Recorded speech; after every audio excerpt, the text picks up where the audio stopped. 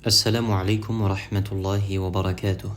الحمد لله رب العالمين، وصلى الله وسلم على أشرف الأنبياء والمرسلين وعلى آله وصحبه أجمعين. أما بعد. La louange appartient à Allah, Seigneur de l'univers, qu'Allah couvre d'éloges et salue le plus noble des prophètes et messagers, ainsi que l'ensemble de sa famille et de ses compagnons. Ceci étant dit, mes frères et sœurs, qu'Allah nous permette à tous de faire partie de ceux qui croient en lui, qui accomplissent les bonnes œuvres sincèrement pour lui, ainsi que de faire partie de ceux qui s'enjoignent la vérité et la patience. Comme vous le savez, nous avons dit au revoir au 24e jour de ce mois béni. Subhanallah, que le temps passe vite.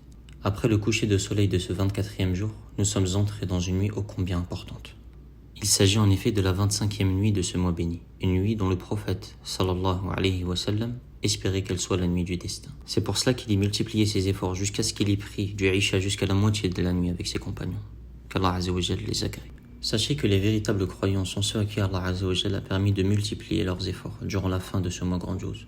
Les croyants à qui Allah a comblé de ses bienfaits recherchent certes vivement la nuit du destin, et cela durant chacune de ces 10 dernières nuits. Vous l'avez compris, ce n'est pas le moment de faiblir, pas maintenant. Après, je comprends tout à fait que nous puissions être fatigués corporellement, mais le plus important est que nos cœurs soient au top de leur forme. Car si tel est le cas, les membres de nos corps suivront leur roi, qui est le cœur, et chacun bien évidemment selon ses capacités. Cela me fait penser à une parole précieuse et bénéfique de l'un de nos pieux prédécesseurs, qu'Allah Azza wa Jalla leur fasse miséricorde. Il a été dit à cette personne-là: « Ô combien tu as fatigué ta personne ?»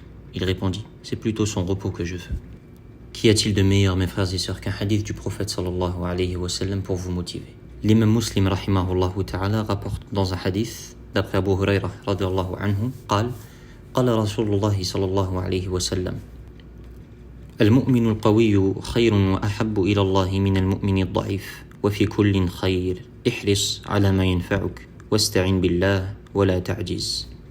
Le messager d'Allah sallallahu alayhi wa sallam nous dit dans ce hadith que le croyant fort est au regard d'Allah meilleur et plus aimé que le croyant faible. Néanmoins, il y a du bien en chacun d'eux. Veille à ce qui te profite et t'est utile, demande l'aide d'Allah et ne te décourage pas. Mes frères et sœurs, waffaqakum Allah, qu'Allah Azza wa Jal vous accorde la réussite. Qu'Allah nous permette à tous de passer la fin de ce mois de Ramadan de la meilleure des manières. Wallahu ta'ala a'la wa a'lam wa sallallahu wa sallam ala nabiyyina Muhammadin wa ala alihi wa ashabihi ajma'in.